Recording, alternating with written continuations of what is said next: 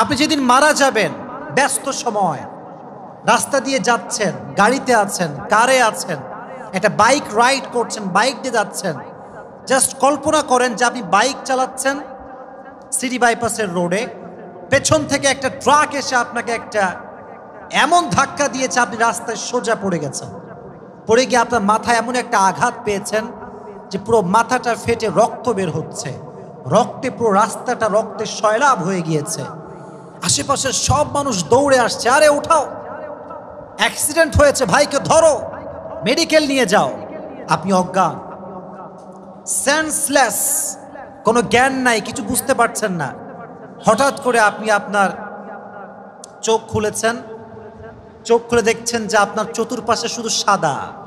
আপনি এখন আছেন আইসিইউতে, শেষ লেভেলে আপনি চলে আসছেন। আপনি দেখছেন আপনার নাকে দেওয়া হচ্ছে অক্সিজেন, সামনে দাঁড়িয়ে আছে ডাক্তার। আপনি আপনার লাইফের সর্বশেষ লেভেলে আছেন। আপনি চাইলেও দাঁড়াতে পারছেন না, বসতে পারছেন না, কথা বলতে পারছেন না, শুধুমাত্র চোখটা খুলে ভাবছেন যে আয় হায়, এটা কোন দিনে আসলাম, কোন সময় আসলাম। ভাবছেন অতীতের কথা, যখন আপনি ছোট্ট শিশু ছিলেন, যখন আপনি যুবক হয়েছেন, কত গুনাহ করেছেন, জেনা করেছেন, প্রেম করেছেন, অন্যায় করেছেন, ব্লু ফিল্ম দেখেছেন, অশ্লীল ভিডিও দেখেছেন, আর খালি আফসোস করছেন, আল্লাহ হোয়াট আই হ্যাভ ডান, আমি কি করেছি, এটা আমি অন্যায় করেছি, আমি জেনা করেছি, আমি হারাম কাজ করেছি। ভাবছেন জিনিসগুলো, চিন্তা করতে করতে হঠাৎ করে দেখছেন কয়েকটা যুবক এসেছে, সব সাদা জামা, লুকিং ভেরি হ্যান্ডসাম, দেখতে অনেক সুন্দর, অ্যাট্রাকটিভ, সাদা জুব্বা পরা, আপনার সামনে এসেছে। আপনি ভাবছেন যে এরা কারা, কই থেকে আসছে এরা, মেডিকেল রুমে এদের কি দরকার। হঠাৎ করে আপনার ভিতরে চিন্তা এসেছে, আরে এরা তো তারা যাদের ব্যাপারে নবী বলেছেন যে মৃত্যুর আগে ফেরেশতা আসবে, এরা তারা। আমার সময় শেষ, চলে এসেছে আমার কাছে মালাকুল মউত।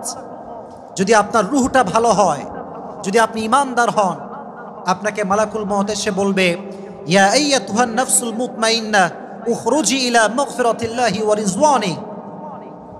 হে প্রশান্ত আত্মা, টেনশনের কোনো কারণ নাই, হতাশার কোনো কারণ নাই। আজকে তোমার দিন শেষ, মানে তোমার দিন শেষ নয়, তোমার সুখের দিন শুরু হচ্ছে। সুবহানাল্লাহ পড়লেন না? বের হয়ে আসো, বের হয়ে আসো। যখন আপনার রুহটা বের হয়ে যাবে, আমি বলছি কিন্তু শুরু, লাইফ কিন্তু শুরু হচ্ছে, মৃত্যুর জীবনটা শুরু হচ্ছে। রুহ যখন বের হবে, হাদিসে এসেছে নেককার মানুষের রুহটাকে রাখার জন্য আল্লাহ তাআলা জান্নাত থেকে একটা লাল রেশমি রুমালের কাপড় নিজে পাঠিয়ে দিবেন। তো জোরে সোরে সুবহানাল্লাহ পড়তে পারলেন না? মালাকুল মউত আপনার রূহকে রিসিভ করবে। কাফাম মিন নাকফানিল জান্নাত ওয়া হানুত মিন হানুতিল জান্নাত, জান্নাত থেকে একটা রেশমি রুমালের কাপড় নিয়ে আসবে। আপনার রূহটাকে নিয়ে মালাকুল মউত জান্নাতের ঠিকানা তথা ইল্লিনে চলে যাবে। সুবহানাল্লাহ পড়েন। মৃত্যুর পরে কি হবে? আপনার বডিটা পড়ে থাকবে জমিনের উপরে। দেখবেন মরার সঙ্গে সঙ্গে মসজিদে এলান হওয়া শুরু হয়ে যায়, ঠিক না? অ্যানাউন্সমেন্ট, অমুকের বাবা, অমুকের ছেলে, অমুকের মা আর নাই।